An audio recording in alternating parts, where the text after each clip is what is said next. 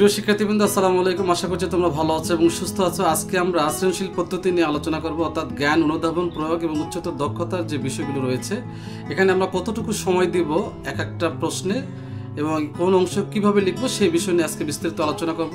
তো চলো প্রিয় বন্ধুরা, দেরি না করে আমরা আলোচনায় ফিরে যাই। প্রিয় শিক্ষার্থীবৃন্দ, আসসালামু আলাইকুম। আশা করছি তোমরা ভালো আছো এবং সুস্থ আছো। কবিস লার্নিং সেন্টার থেকে তোমাদের স্বাগত জানাচ্ছি।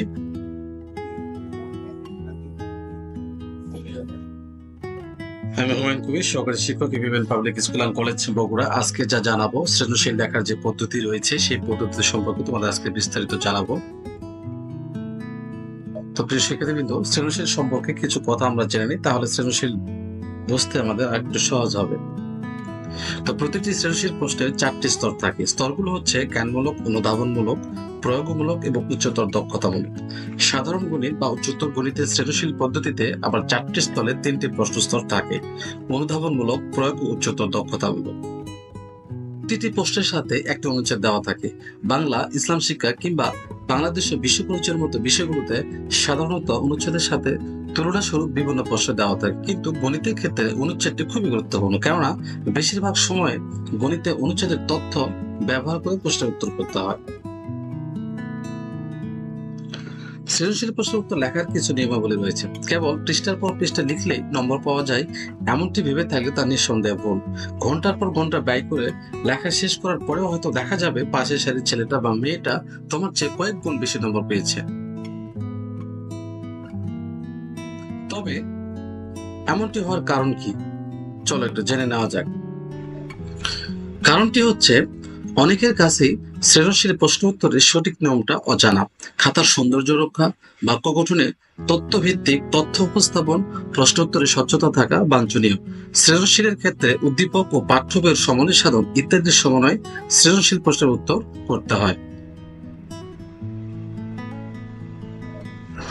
একটি সৃজনশীল প্রশ্নের 4টি অংশের উত্তরের জন্য ভিন্ন ভিন্ন কয়েকটি নিয়ম রয়েছে, কিন্তু এসব নিয়ম মেনে চলার পাশাপাশি খেয়াল রাখতে হবে যেন সম্পূর্ণ সৃজনশীল লিখতে 20 থেকে 22 মিনিটের বেশি না লাগে।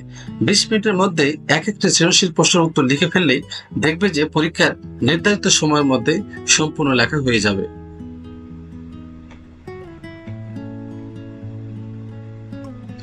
চলো সৃজনশীল প্রশ্নের উত্তর লেখার পদ্ধতি ও সময় বর্ণনের বিষয়গুলো জেনে আসি।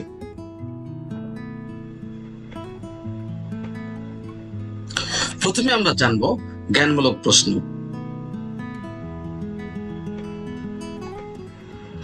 এই অংশের প্রশ্নের উত্তর সবচেয়ে ছোট হবে। আর নির্দিষ্ট করে যদি বলি, এই অংশের প্রশ্নের উত্তর 1 লাইনের মধ্যে শেষ করে দেওয়া শ্রেয়। অনেকে জ্ঞানমূলক প্রশ্নের উত্তর 1 শব্দে লিখে থাকে। এই পদ্ধতি ভুল না হলেও অনেক শিক্ষকই 1 শব্দে উত্তর লিখতে বারণ করে থাকে। জ্ঞানমূলক প্রশ্ন সাধারণত বই থেকে আসে। এই অংশের প্রশ্নের সাথে উদ্দীপকের অনুচ্ছেদের মিল থাকে না বলেই ধরে নেওয়া যায়। এখানে আমরা সময় পাবো 1 মিনিট।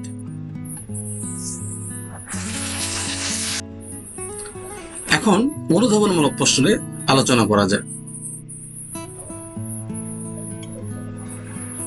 এই অংশে কখনো কখনো বই থেকে প্রশ্ন দেয়, আবার কখনো কখনো উদ্দীপক হতেও প্রশ্ন আসতে পারে। অনুধাবনমূলক প্রশ্ন উত্তর করতে হবে 2টি অংশে, কেননা এই প্রশ্নের নম্বর বন্টন হচ্ছে 2। উত্তরের 2টি অংশ প্যারা আকারে লিখতে হবে।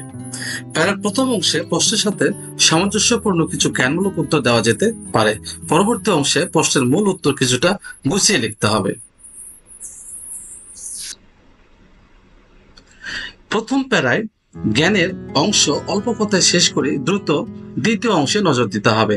6 থেকে 7 লাইনের মধ্যে পুরো প্রশ্নের উত্তর অনুধাবনের ধাঁচে লিখে শেষ করতে হবে।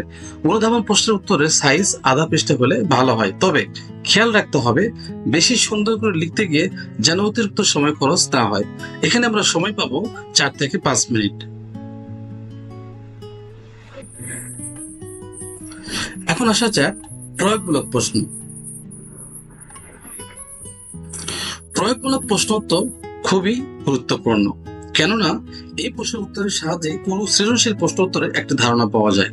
পুরো সৃজনশীল প্রশ্নকে যদি একটি মানব দেহের সাথে তুলনা করা হয়, তবে প্রয়োগমূলক প্রশ্নের ভূমিকা অনেকটা মূল দেহের মতো। জ্ঞানমূলক ও অনুধাবনে সাধারণত বইয়ের জ্ঞানের মাধ্যমে পরীক্ষা নেওয়া হলেও প্রয়োগমূলক প্রশ্নের মাধ্যমেই উদ্দীপকের সাথে পাঠ্য বই এবং তার সাথে প্রশ্নের একটা যোগসূত্র ঘটানো হয়।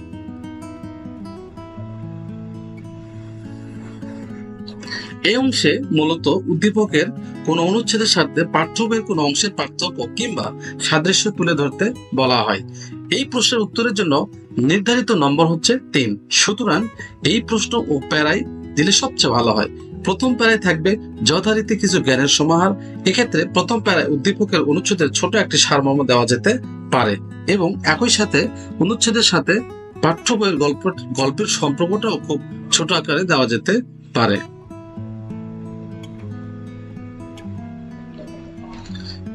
শেষ প্যারা হবে কিছুটা বাংলা রচনার উপসংহারের মতো।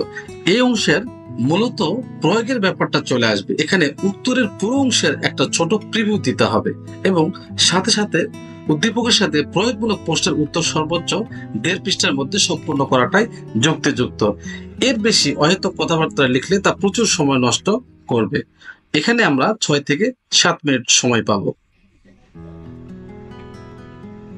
এবার আসা যাক সর্বশেষ ধাপ, উচ্চতর দক্ষতামূলক প্রশ্ন। বলে রাখা ভালো, বেশিরভাগ ক্ষেত্রেই উচ্চতর দক্ষতামূলক প্রশ্নের উত্তরে সম্পূর্ণ নম্বর পাওয়া একটু কঠিন, কিন্তু অসম্ভব নয়। এই প্রশ্নের উত্তরের আকার সবচেয়ে বড় হয় বলে নিরীক্ষকেরা অনেক সময় এই প্রশ্নের উত্তর পরখ করে দেখেন, অনেক সময় নিয়ে পরখ করে দেখেন।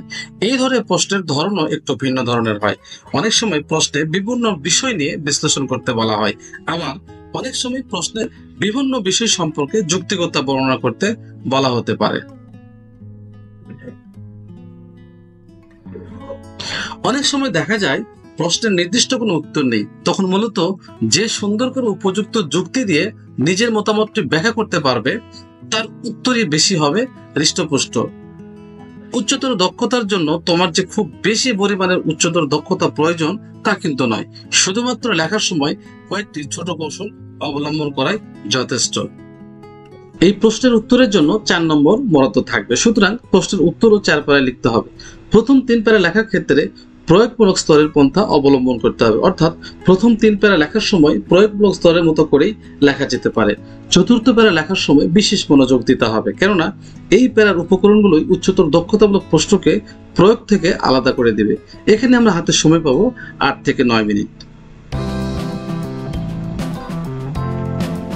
তো প্রিয় শিক্ষার্থীবৃন্দ, সৃজনশীল প্রশ্ন নিয়ে আসলে অনেক বিশদ আলোচনা রয়েছে। আমি সংক্ষিপ্তভাবে যেন তোমাদের এই সৃজনশীল প্রশ্ন সম্পর্কে একটু ধারণা পাওয়া যায়, তো ততটুকু আলোচনা করার চেষ্টা করেছি। আশা করছি অনেক উপকৃত হবে। তো সবাই ভালো থাকবে, সুস্থ থাকবে। আবারও দেখা হবে অন্য কোনো টপিকস নিয়ে, এই প্রত্যাশায়। সবাই ভালো থাকবে, সুস্থ থাকবে। আসসালামু আলাইকুম।